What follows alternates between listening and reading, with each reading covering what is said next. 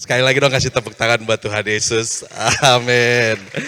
Puji Tuhan, selamat siang teman-teman. Dan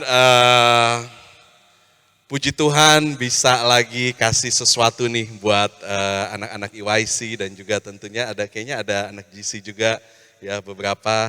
Dan seneng banget dikasih satu tema yang luar biasa ya tentang sebentar. Nah ini dia. Love and Lust. Wah. Love and Lust. Nah memang tentunya terima kasih ya sama Ibu Gembala, Tena, sama Aldo, ya Ibu Niki juga mengizinkan saya untuk sekali lagi berbicara ya untuk teman-teman. Resikonya tuh agak tinggi kalau saya ngomong apalagi di anak-anak muda. Karena akan banyak cringe-nya gitu. Namanya udah bapak-bapak, biasanya suka ada bapak-bapak jokes gitu. Jokes bapak-bapak. Jokes bapak-bapak yang pertama. Aduh, saya ini lagi serak nih ya, tapi gak apa-apa. Ada pertanyaan. Kenapa ubur-ubur jalannya lambat?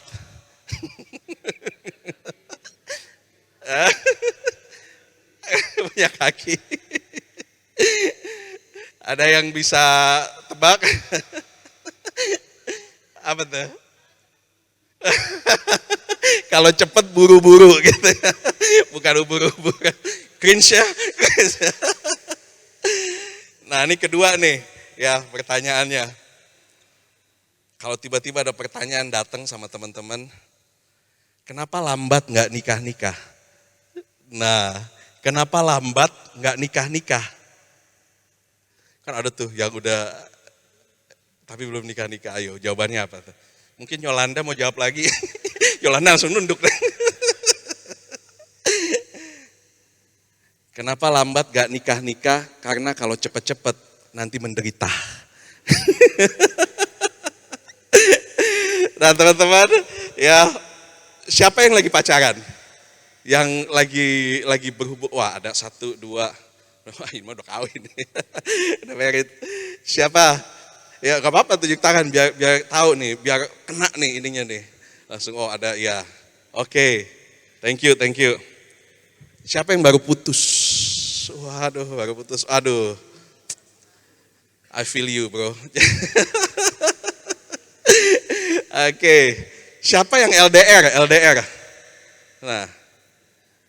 LDR tahu nggak apa? LDR apa tuh?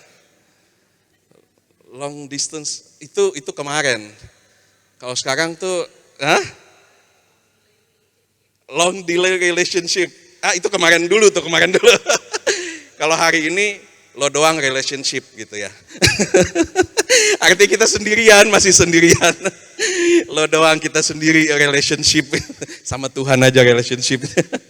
Nah teman-teman, atau mungkin kita juga punya, nggak tahu ini benar ada loh. Kalau di Alkitab itu namanya karunia membujang.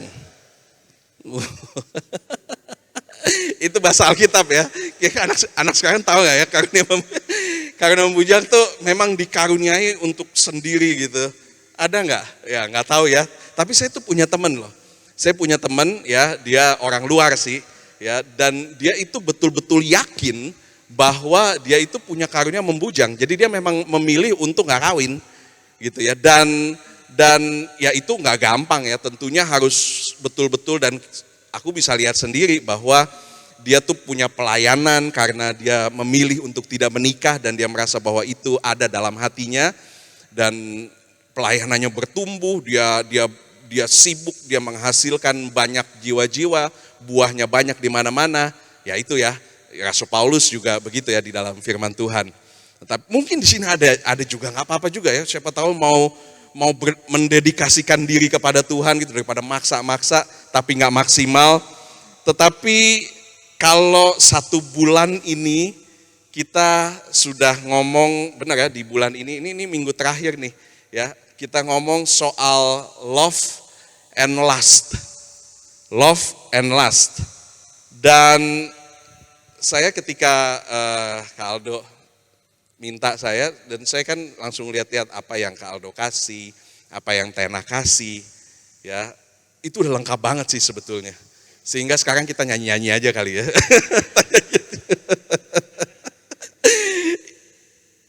Kalau teman-teman ikutin ya, dan kalau lupa, lihat lagi tuh di YouTube, jelas banget tuh. Ya, dan saya aja diberkati gitu ketika saya lihat ulang lagi ya kedua hamba Tuhan ini ya, dan saya tuh dikuatkan lagi, dan teman-teman bisa balik lagi, dan karena memang mengenai love and lust ini kita mesti belajar berulang-ulang. Kita mesti kuatin diri berulang-ulang. Ya, dan satu hal yang saya setuju banget ya, dan mungkin sekarang saya hanya resume ya, kesimpulan. Pastor Aldo bilang bahwa rencana Tuhan itu bisa tergenapi secara maksimal, tujuan hidup kita itu bisa tercapai, itu sangat erat hubungannya dengan perjalanan cinta dan pengertian cinta di dalam diri teman-teman, dalam diri kita. Dan itu saya setuju banget ya. Kita punya tujuan hidup, Tuhan ciptain kita nggak ngasal gitu ya, pokoknya ada aja. Tapi ada satu tujuan yang spesifik nih, kita nggak tahu berapa ratus nih ya, mungkin 100, tapi ada tujuan, ada 100 tujuan di dalam diri kita masing-masing yang kalau salah satunya, dan bagi saya ini yang terpenting, kita mampu mengendalikan cinta itu ya di dalam diri kita, itu kita akan bisa maksimal di dalam atau bahkan sampai ending sesuai dengan apa yang Tuhan mau dalam diri kita. Bukan apa yang kita mau buat diri kita, tapi apa yang Tuhan mau. Itu rema banget gitu ya. Itu benar banget. Sehingga kita harus mengerti benar cinta itu seperti apa, lust itu, hawa nafsu itu seperti apa, bagaimana menjalaninya, ya, apa yang akan dirasa, apa yang tidak boleh, apa yang boleh. Kalau kita mengerti benar, kita meresapi benar, saya percaya bahwa kita akan sampai kepada tujuan yang mulia dan hidupmu jadi berkat buat banyak orang. Itu kan kerinduan kita semua, ya, kita jadi berkat buat banyak orang. Ya, dan juga ada banyak hal yang pokoknya banyak lah ya, kalau kita lihat, saya ulang-ulang terus video Tena, video Kak Aldo tentang cinta, lust ini. Dan tentunya bicara soal cinta, love, itu baik, itu dari Tuhan. God is love, Tuhan sendiri adalah cinta, ya. Itu dari Tuhan, dan bahkan gairah, lebih tepatnya lagi, lebih spesifiknya lagi, gairah seksual itu pun baik dari Tuhan. Desire itu dari Tuhan, karena memang diperlukan untuk beranak cucu. Itu kata firman Tuhan, harus ada gairahnya. Ini kita ngomong belak-belakan aja ya, lebih baik teman-teman tahu soal seks di dalam gereja daripada di TikTok gitu. Nah, tapi seperti kata Tena minggu lalu, bahwa bukan berarti nggak boleh, tapi semua ada waktunya, betul ya Tena ya? Semua ada waktunya. Dengan ada S dan K-nya, apa tuh? Syarat dan ketentuan yang berlaku. Semua indah pada waktunya. Itu kata Tena, itu yang merema. Juga teman-teman, bukan berarti nggak boleh. Bukan berarti kita, itu dari Tuhan, gairah itu dari Tuhan. Tuhan bilang bahkan beranak cucu lah. Bukannya nggak boleh, tapi semua ada waktunya dan sesuai dengan waktunya. Pengkhotbah 3:11a bilang, ia membuat indah pada waktunya. Jadi sabar aja, bro, sis. Nggak cocok kali ya, udah putih-putih begini, bro sis. Tapi udah so asik aja, saya dulu pernah sekeren saudara ya. Walaupun sekarang lebih keren lagi sih sebenarnya. Nah, bicara soal love, lalu kemudian gairah yang dari Tuhan, ada satu lagi yang namanya lust tadi. Lust itu apa sih? Lust itu adalah gairah yang tidak terkendali. Lust itu adalah bukan desire, bukan hasrat, bukan keinginan, tapi gairah yang tidak dapat dikendalikan atau tidak terkendali dengan sengaja atau tidak sengaja. Dia nggak bisa dikendalikan, itu lust. Menjadi satu hawa nafsu. Ya, anak-anak muda, teman-teman, semua, saya mau katakan bahwa tahan nafsumu. Nafsu itu nggak jahat, itu diperlukan untuk beranak cucu, tapi nafsu yang tidak bisa dikendalikan, lust tadi, itu yang akan bisa merusak hidupmu. Bisa merusak hidup kita. Terus kan dari depan ini ya, dengan mata iman saya melihat pemimpin-pemimpin yang one day nanti akan memimpin orang-orang. Dan bagaimana pemimpinnya, begitu juga yang dipimpin. Kalau pemimpinnya rusak, yang dipimpin juga akan rusak. Ada satu impartasi, saya tuh selalu percaya, ada satu impartasi dari leader kepada orang yang dipimpinnya. Lust itu kalau wanita ya, dia tidak bisa kendalikan hawa nafsunya itu yang tidak bisa dikendalikan, itu akan mengakibatkan kehilangan kepercayaan diri. Akan mengakibatkan gambar diri yang rusak, lalu kemudian merasa rendah diri, merasa diri minder, rasa diri kotor, najis, insecure. Kalau kita para wanita punya satu perasaan tadi yang saya sebutkan, nggak percaya diri, yang minder, insecure, rasa diri kotor, engkau nggak akan bisa pimpin orang. Kita nggak bisa jadi pemimpin, karena kita harus mikirin tuh jauh ke depan, ya.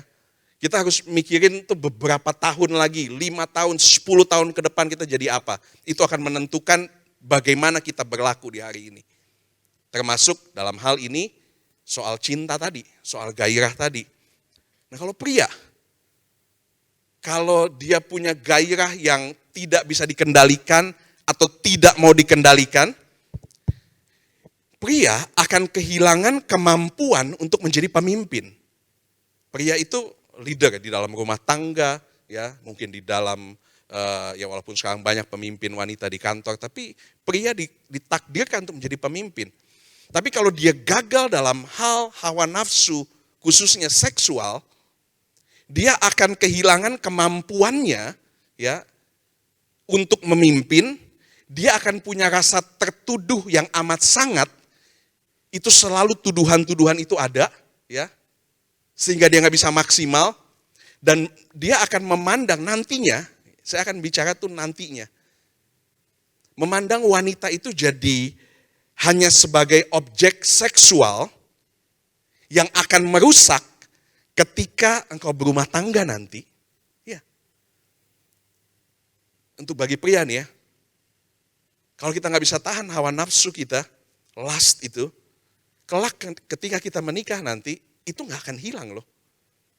Kalau kita sudah pupuk dari awal, kita nggak berjuang untuk menang dari situ, kita akan pandang wanita itu rendah.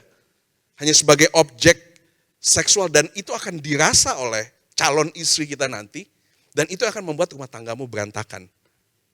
Dan paling nggak enak kalau tinggal satu rumah, tapi berantem lulu. Itu paling nggak enak tuh. Kalau sama teman bisa kita tinggal. Kalau berantem di gereja, kita bisa pindah gereja. Tapi kalau berantem di rumah, terus ketemu, nggak enak. Dan ini bisa berakibat dari awalnya tadi. Dan kemudian para pria, kita bisa kehilangan empati kepada wanita. Kita bisa nggak peka, sedangkan wanita adalah makhluk yang halus, makhluk halus. Yang peka gitu ya. Jadi kita bisa kehilangan loh. Kalau kita nggak mengendalikan hawa nafsu kita itu. Yakobus 1 ayat 14-15 bilang begini, mungkin udah bisa ditampilin tuh. Tetapi tiap-tiap orang dicobai oleh keinginannya sendiri. Ya tadi saya bilang lust itu sesuatu yang tidak bisa dikendalikan. Ya, rasa gairah tidak bisa dikendalikan. Dicobai oleh keinginannya sendiri karena ia diseret dan dipikat olehnya. Jadi awalnya itu hanya keinginan aja, ya. Tapi kemudian apabila keinginan itu, nah ini lanjutannya ini, apalagi dalam dosa seksual, itu selalu berlanjut, nggak langsung, berlanjut apabila keinginan itu telah dibuahi, ia melahirkan dosa. Masih lanjut lagi, nggak sampai dosa aja. Dan dosa itu sudah matang, ia akan melahirkan maut. Maut ini bukan berarti langsung mati, tapi hidup kita tuh jadi nggak enak. Hidup kita jadi berantakan. Mau bicara soal tujuan hidup, mau bicara soal jadi buah, jadi berkat, tapi hidup kita lagi berantakan, nggak akan bisa. Mimpi di siang bolong. Saudara, teman-teman semua, ada rambu-rambu yang Tuhan pasang, itu bukan untuk menahan kita, tapi untuk melindungi kita, bukan untuk membatasi kita. Saya tuh suka ke Bromo ya, saya suka cari tempat dingin. Kalau ke Bromo itu kan jalanannya tuh begini-begini ya, kalau naik kendaraan, belok-belok, itu pasti ada rambu-rambunya. Ke kanan ini hati-hati tikungan tajam, hati-hati di sini belokan tajam, hati-hati mau longsor ya, tahu ya. Nah kalau saya nggak peduli sama itu, ini apa-apaan sih ini rambu-rambu, bikin mata nggak enak aja, harusnya bisa lihat pohon, tapi ada rambu, jangan hati-hati tikungan tajam, terus saya bablas aja, ya udah deh, lihat ini deh langsung, tanah-tanah nyebur masuk jurang. Nah teman-teman, ya ada rambu-rambu yang Tuhan pasang, itu bukan untuk membatasi kita. Jangan bilang, aduh nih apa-apaan sih ini, nggak boleh ini, nggak boleh. Bukan, tapi supaya masa depan kita untuk kebaikan kita. Supaya apa yang Tuhan mau dalam hidup kita itu tercapai. Karena saya di atas ya, di YC Pro, di banyak saya dan istri itu di keluarga muda. Dan 99%, ini bukan hanya keluarga muda bahkan, keluarga tua juga. 99% konseling pernikahan, kalau mereka tanya aja Tena sama Om Frank, pasti juga sering alami. Ya, kadang-kadang kalau mereka datang ke saya, kalau saya lihat, aduh ini susah, saya langsung lempar, coba telepon Om Frank sama Tena. Biar mereka yang susah, lebih pengalaman soalnya. Tapi 99% konseling pernikahan, itu biasanya tuh mereka awalnya kalau ketemu, pasti saling menyalahkan dulu. Ini soalnya suami saya begini, ini istri saya begini, soalnya begini, ini keadaannya begini, soalnya kami nggak punya uang, soalnya dia hutang. Awalnya tuh hanya permukaan. Tapi ketika mulai lama dikorek-korek, saya mulai mundur lagi, sampai ke belakang, akhirnya 99% tadi saya katakan, bahwa keadaan perang di dalam rumah tangga itu pasti karena mengabaikan rambu-rambu atau batas yang dipasang Tuhan pada waktu mereka lagi pacaran. Sebetulnya dibilang jangan sama itu, tapi mereka paksa. Ya, masa bodoh, dulu mereka tuh masa bodoh dengan apa yang Tuhan katakan. Mereka masa bodoh dan mengutamakan atas nama cinta. Wah karena cinta, jadi kami masih muda dan naif katanya. Ya. Akhirnya paksa, ujung-ujungnya konseling, akhirnya kita yang repot gitu ya. Saudara, ya, orang bilang love is blind, betul ya. Cinta itu buta. Tapi bagi kita orang Kristen, bagi Elohimers, bagi teman-teman EYC, love is not blind. Karena Tuhan mencelikan mata yang buta. Ya, kita nggak buta. Kita jangan justru kalau lagi jatuh cinta, kita itu harus sober, harus sadar sesadar-sadarnya. Kalau kita lagi jatuh cinta. Nah teman-teman, kita itu harus memutuskan, ya, memutuskan untuk fight dan menutup akses lust ini, ya, atau gairah yang tidak bisa terkendali ini, yang memikat kita. Kita harus tutup akses supaya dia nggak bisa masuk. Dan yang paling besar kontribusi daripada gairah lust ini, itu adalah mata. Benar kan? Mata kita. Dan saya mau ngomong tegas ya sekarang, ya kakak lah nih ya. Jangan om ya. Om katanya. Kakak. Ambil sikap. Cowok, cewek semua.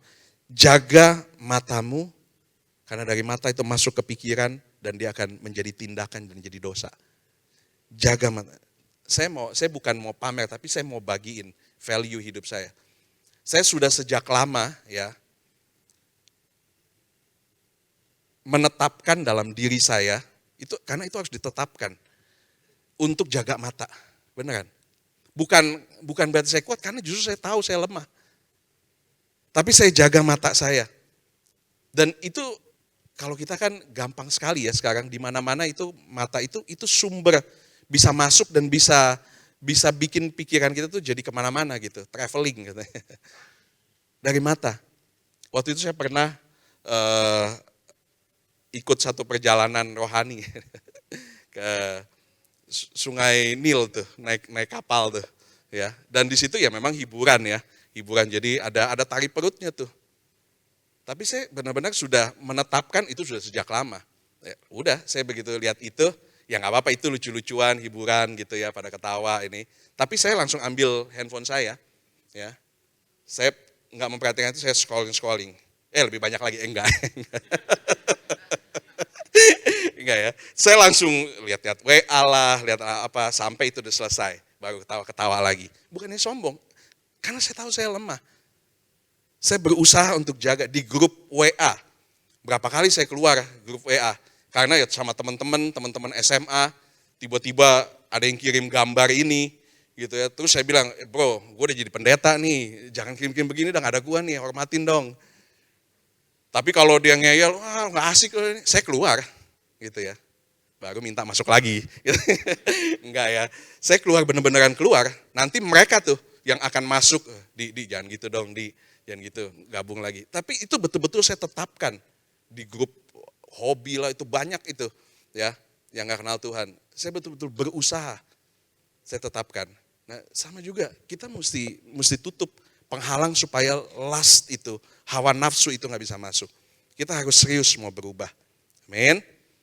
Nah teman-teman, ini saya mungkin, kalau tadi ya ini sudah dapat banyak lah dari Tena, dari Aldo. Ya, mungkin saya cuma mau bagi satu experience ya, satu pengalaman di dalam hidup saya ketika masih berpetualang ya di negara Konoha sana. Dalam perjalanan cinta gitu ya. Saya mau kasih ini mungkin ya dari kakak ke adik lah ya. Tentang apa yang saya alami, dan itu akan menjadi warning buat kita. Apa yang boleh, apa yang tidak, dan bagaimana dalam satu hubungan pacaran. Tapi kita semua tahu bahwa seks di luar nikah salah banget gitu, nggak boleh ya. Lalu kemudian nonton porno nggak boleh, itu akan masuk semua. Ya, hal-hal begitu teman-teman udah tahu lah, nggak usah diajarin. Tinggal bagaimana kita mau berjuang, benar-benar. Tinggal bagaimana kita mau lepas dari itu. Kalau teman-teman sudah ada di dalam situ, Tuhan itu bisa ampuni dan Tuhan bisa pulihkan loh. Tuhan bisa pulihkan. Jadi nggak usah khawatir, nggak usah takut, tinggal kita buka hati dan kita sungguh-sungguh untuk mau lepas dari itu semua. Tetapi soal memulai hubungan dan pacaran ini penting. Ya, aku merasa itu sangat penting, khususnya bagi teman-teman ya seumuran, teman-teman yang lagi menjalin hubungan atau yang akan menjalin hubungan atau yang sedang menjalin hubungan secara serius ya, atau yang sedang memilih untuk sendirian dulu. Nah, jadi yang pertama ini tips ya. Mungkin bisa ditampilkan. Kalau ingin memulai hubungan jangan dulu ya dengan, nah ini dia, memulai hubungan baru tapi belum move on dari mantan. Ada nggak di sini yang nah begini, untuk memulai sebuah hubungan yang baru, ya ini mungkin kalau Anda misalnya pasangan teman-teman saudara ya, lagi mau PDKT, terus kita tahu dia baru putus, jangan percaya dulu. Tapi kita juga jangan baru putus langsung cari cewek, langsung cari cowok. Jangan dulu, ya. Untuk memulai sebuah hubungan yang baru setelah gagal dalam hubungan yang mungkin lama, hubungan yang serius, itu tuh butuh waktu untuk benar-benar terdiskonek dengan mantan. Ya. Saya ngomongnya ini ya, berapi-api banget ya, kayak ini, mengalami banget ya. Terdiskonek karena ada luka secara emosional. Waduh, penangis dari. ada luka secara emosional, dan karena kita itu pacarannya serius, maka itu akan sangat melibatkan perasaan, dan perasaan itu nggak semudah itu bisa melupakan dan menemukan yang baru. Nggak semudah itu, Ferguson. Tidak semudah itu. Kalau dia bilang bahwa perasaan saya sudah move on kok. Dia lagi PDKT sama teman-teman. Kamu kan baru putus 1 minggu lalu. Iya, tapi saya sudah move on. Enggak, belum. Ya, bohong tuh. Karena yang pertama, dia itu bukan tipe yang serius kalau dia bilang sudah move on baru 1 minggu, baru 2 hari, 3 hari. Dia itu bukan tipe yang serius, dia nggak berani ambil komitmen, dan dia nanti akan menjadikan Anda perban untuk hatinya yang butuh kesembuhan. Wah, gitu ya. Anda akan dijadikan tempat healingnya dia. Dia adalah domba yang healing. Gitu ya. Bukan domba yang healing. Apa sih domba yang healing? Nah, mereka itu nggak cari cinta. Gerombolan ya. Yang baru putus langsung nyari radarnya. Baru kemarin putus, sudah pacaran 2 tahun, 1 tahun, 3 tahun, langsung putus, langsung nyari. Dia itu tidak cari cinta, tapi dia cari kesembuhan. Dia cari, dan biasanya setelah kesembuhan didapatkan, dia akan tinggalkan Anda loh. Wah, pengalaman nih ya. Ini pernah terjadi sama saya. Biar saya yang berdarah-darah dan mati menebus Anda gitu ya. Tidak terulang kepada Anda. Jadi kalau ada luka, kita ambil plester untuk membalut, benar? Kalau lukanya udah sembuh, plesternya dibuang, gak mungkin disimpan. Jadi ya ketika orang baru benar-benar putus hubungan, ya, dia itu tidak langsung putus. Butuh waktu untuk benar-benar terdiskonek dan bangkit kembali dan melihat secara clear. Sama juga teman-teman ya, yang baru putus, mungkin tadi itu ada yang tunjuk tangan, bro. Ya, jangan cepet-cepet nyari cewek dulu. Biar introspeksi dulu, kenapa ya? Apa yang menyebabkan saya putus? Dia yang salah atau saya yang salah? Gitu. Introspeksi itu mendewasakan kita loh. Jangan cepet-cepet. Karena kalau cepet-cepet nanti kita akan sakiti orang. Kalau kita nggak apa-ngapain sama dia, kalau kita udah terlanjur jauh pacarannya, dia jadi sakit gara-gara kita, kan kita nggak jadi berkat. Jadi ya kalau kita baru putus itu masih ada koneksinya, nggak bisa langsung hilang. Ini pengalamannya dari kakak ke adik nih ya. Saya ingat dulu waktu putus cinta ya, nggak apa-apa saya sebut karena saya sudah baik-baik saja sama dia. Namanya Lika. Itu waktu kita baru putus atau SMA, itu mata saya itu nggak clear. Kenapa semua orang yang potongan rambutnya kayak dia, bentuk badannya kayak dia, itu saya anggap dia gitu. Waduh, saya pernah lagi naik bus, saya lihat tuh kayaknya dia tuh, langsung saya berhenti, saya turun, saya lihat, oh bukan gitu ya. Kok kenapa gue jadi gini gitu ya. Kenapa jadi norak gini gitu. Tapi itu terjadi karena belum clear. Harus ada waktu. Kalau saya waktu itu cukup lama tuh penyembuhannya tuh ya. Nggak tahu teman-teman, mungkin zaman sekarang udah lebih cepat kali ya. Tapi jaga hati, jaga orang lain, jaga hati kita. Yang kedua, kalau begini nggak habis-habisnya nih, karena kayak ngobrol aja ya jadinya. Yang kedua, nah ini, berhubungan sama atau berpacaran sama orang yang percaya Tuhan sih, ya, tapi tidak berusaha sungguh-sungguh untuk ikut Yesus.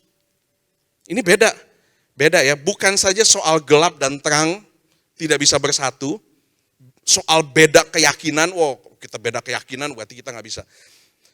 Tapi bisa sama-sama ikut Tuhan, tapi dia, ya atau mungkin kitanya juga, kita satu gereja sama-sama, satu pelayanan sama-sama, tapi kita bisa melihat bahwa dia nggak punya effort, atau dia nggak punya usaha untuk terlihat serius mengikuti Yesus.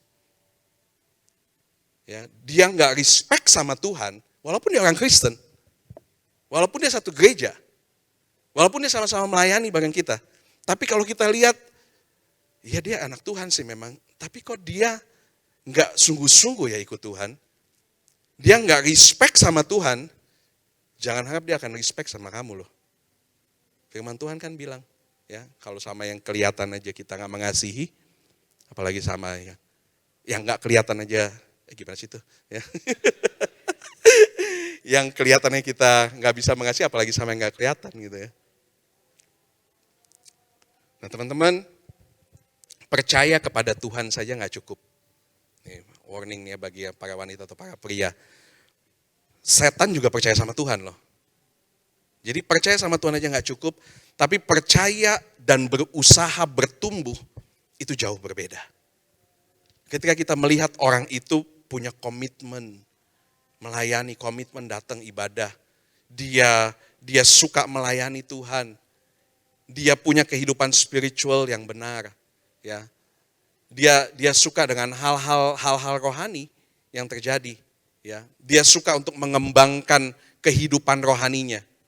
Nah itulah yang harus masuk radar kita. Tapi kalau kita udah lihat, wah ini kayaknya dia nggak serius deh sama Tuhan. Walaupun sama-sama Kristen, itu jadi warning buat kita.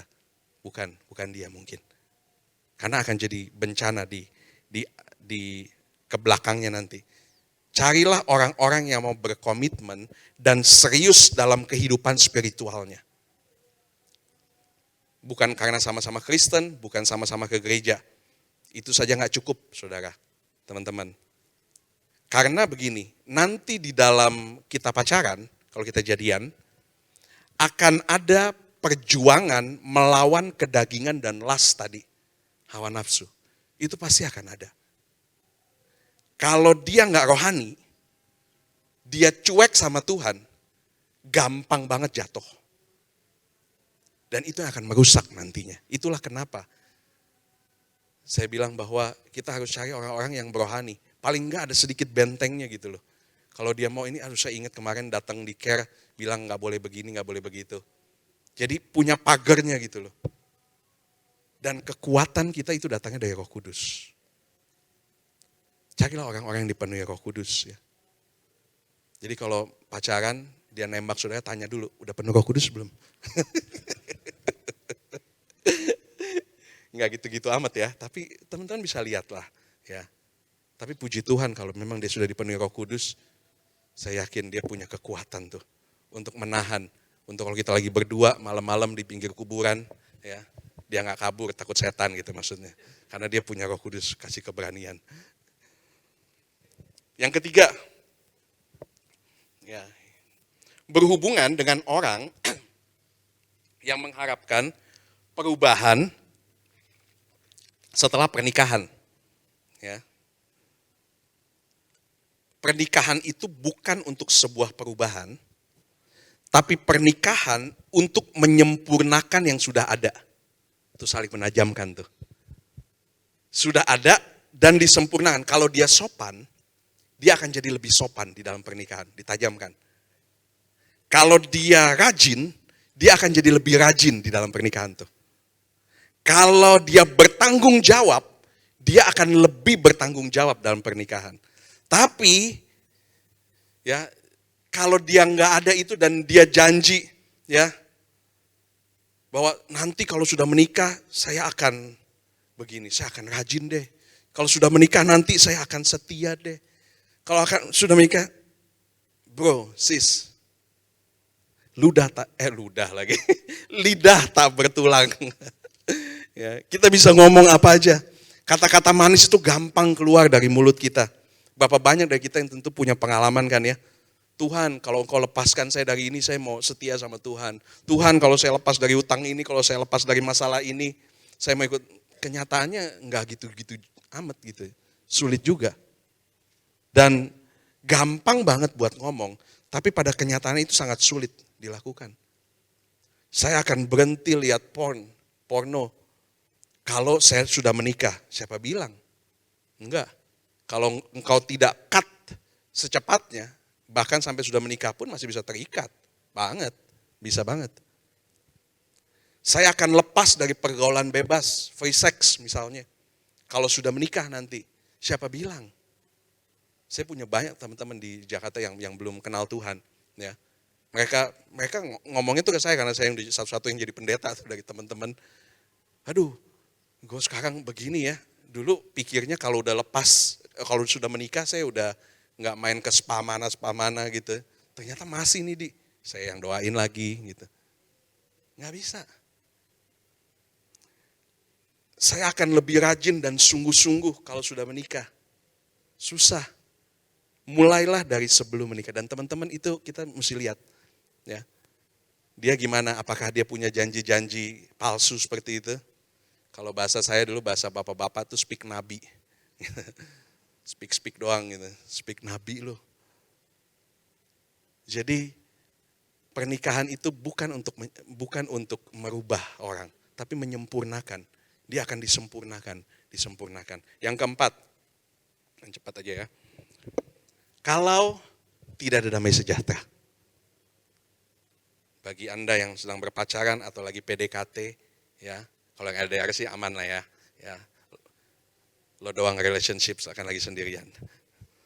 Tidak ada damai sejahtera. Ketika feelingmu merasa bahwa ada yang nggak beres nih, ada yang nggak klik nih. Jika di dalam dirimu berkata lari, jangan teruskan, nggak beres nih, langsung ambil keputusan, jangan main api, jangan memberi makan perasaanmu. Teman-teman, ya, adik-adik yang di bawah saya tentunya, nggak mungkin saya bilang adik sama Tena kan. Karena begini ya, teman-teman, kalau kamu nggak mau dengerin orang tuamu, kamu bisa blok nomornya mereka, kamu bisa lari. Kalau kamu nggak mau dengerin apa kata pendeta di mimbar, kamu bisa nggak datang ke gereja. Tapi kamu nggak bisa lari dari dirimu sendiri. Dia akan terus ngomong tuh. Ya, karena Tuhan menggunakan roh dan hati nuranimu untuk berkomunikasi denganmu. Iya. Dia akan ngomong tuh. Dia akan ngomong, jangan, bahaya nih. Ya, ini orang udah bukan buaya darat lagi nih. Ini udah kadal gurun,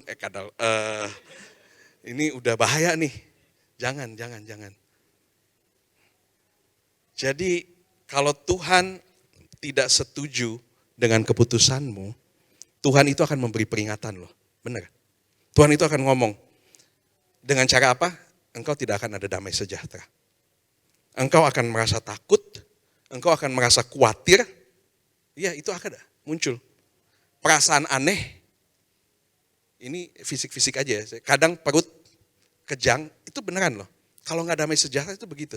Ada perasaan-perasaan yang dari hati tapi juga bisa menyentuh fisik. Perutnya nggak enak, kejang, aduh, ya gimana. Kalau sudah itu terjadi, jangan abaikan perasaanmu. Walau semua kelihatan benar, tapi bisa terasa salah loh. Semua kelihatan benar tapi bisa tetap terasa salah. Itulah kenapa kita mesti banyak dekat sama Tuhan. Saya beberapa waktu lalu tuh khotbah tentang bisikan Tuhan. Tuhan itu masih ngomong loh dalam hati kita. Mana yang benar, mana yang enggak. Ada namanya karunia membedakan roh. Dan Tuhan itu masih ngomong. Dia akan kasih damai sejahtera dalam hidupmu. Jangan karena cepet-cepet mau nikah, cepet-cepet ini. Tapi coba periksa, berdiam diri. Jadilah tenang supaya kamu dapat berdoa. Kalau ada satu perasaan itu dalam dirimu, jadilah tenang. Jangan gerabak-gerubuk. Ya, apa tuh gerabak-gerubuk? Pokoknya jangan cepet-cepet, jangan kesusu. Duduk tenang dulu. Nanti kalau tenang, masuklah yang kelima ini. Ya. Yang kelima, ketika mentormu tidak support dengan keputusanmu. Ini semua nih pengalaman-pengalaman saya pribadi juga ya. Ketika mentormu itu tidak support keputusanmu. Teman-teman saya mau bilang ya, jangan suuzon sama mentor. Mentor saya nih ikut campur nih. Enggak. Ya. Apalagi di gereja kita saya tahu ada mentor-mentor yang hebat ya, Kak Aldo, Kak Niki, Tena apalagi. Ya, juga yang lain-lain ketua care. Itu mentor-mentormu. Jangan suuzon ikut campur aja nih. Enggak. Mereka berjaga-jaga atas dirimu. Dan ketika kita punya mentor, kita itu belajar untuk menundukkan diri. Ini yang sulit nih. Karena banyak orang gak suka punya mentor. Kenapa? Karena gak mau diatur. Gak mau diatur-atur. Tapi kalau kita punya mentor, kita itu belajar untuk punya penundukan diri dan belajar untuk taat. Dan mentor inilah yang bisa melihat kita secara clear. Karena dia lihat tuh dari luar. Apalagi kalau kita sudah berpacaran. Karena kalau kita lagi berpacaran, seringkali itu kita banyak gak sadarnya. Bener loh. Kita udah berdua, mojok, pegang-pegangan tangan. Bagi kita biasa aja gitu. Namanya lagi jatuh cinta gitu. Tapi orang lain lihat atau mentor kita lihat, kayaknya udah kelebihan deh. Ya. Karena kan kita itu kalau bahasa bapak-bapak ya, mabuk kepayang. Kalau bahasa sekarang bucin lah ya. Karena kita lagi bucin, jadi kita nggak sadar bahwa kita tuh udah berlebihan. Dan kita akan melihat semua dia itu baik aja. Tapi mentor kita inilah yang akan berjaga-jaga. Jadi teman-teman punyailah mentor. Saya sampai sekarang punya mentor loh. Jangan kira saya mementori beberapa orang, tapi saya pun punya mentor. Yang saya tanya setiap saat. Ya, kadang-kadang hal-hal remeh-temeh. Kadang-kadang saya harus kembali ke basic untuk saya ngomong sama mentor saya. Mentor itu kadang-kadang bisa teman yang kita punya pengertian yang sama, kerohanian yang sama, ya value yang sama. Kita bisa ngobrol. Mentor. Harus mau dan mempunyai mentor. Apalagi kalau sudah jatuh dalam dosa, saudara. Kalau kamu serius mau lepas, harus punya mentor yang mengawasi, memberi nasihat. Itu bukti keseriusanmu untuk lepas dari dosa itu. Punya mentor. Yang keenam, yang terakhir.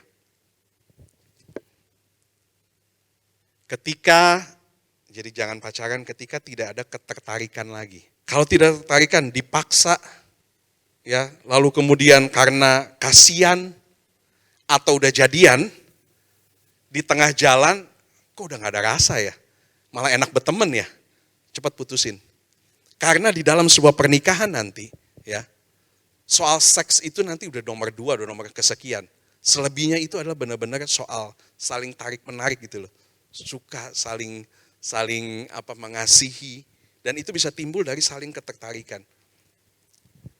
Jadi teman-teman, ya, yang keenam ini harus ada betul-betul ketertarikan antara dua pihak. Jadi saya pernah juga tuh soalnya, pacaran, lama-lama saking asiknya karena dia teman saya, kok kita jadi lebih kayak teman ya. Akhirnya kita putuskan untuk udah jangan, karena saya juga tahu tuh waktu ini bahaya nih kalau diterusin. Kalau nggak ada ketertarikan, karena sudah hilang, rasa sukanya sudah hilang, jadi suka berteman aja. Teman-teman, ya kita sudah banyak belajar ya. Saya nggak mau panjangin lagi firman Tuhan, mari main musik nggak apa-apa. Tapi kita sudah banyak belajar tentang hawa nafsu yang tidak terkendalikan, itu lust tadi, yang sangat jauh berbeda dengan love. Ya, jauh berbeda dengan love. Love itu cinta, itu adalah satu, di dalamnya itu terkandung tanggung jawab. Itu cinta tuh. Cinta di dalamnya itu terkandung kita itu melindungi. Cinta di dalamnya itu terkandung penjagaan, menjaga. Cinta itu menjaga. Cinta adalah saling menghormati. Cinta itu adalah kedewasaan. Lust, hawa nafsu yang tidak terkendali. Itu hanya, isinya itu hanya memuaskan daging terus. Memuaskan daging terus. Kita beri makan daging kita terus menerus, hidupmu akan hancur loh. Padahal saya percaya bahwa kita nggak setiap saat bisa ketemu begini. Engkau juga mungkin nggak selalu ada di gereja ini nanti. Mungkin 10-20 tahun ke depan engkau ada di mana. Itu semua tergantung dengan apa yang engkau lakukan, khususnya di dalam perjalanan cintamu dan pengertianmu tentang cinta dan hawa nafsu itu. Kalau kita sungguh-sungguh untuk kita mau lepas ya, percayalah ada masa depan yang Tuhan siapkan. Semua itu indah pada waktunya. Amin. Mari kita bangkit berdiri.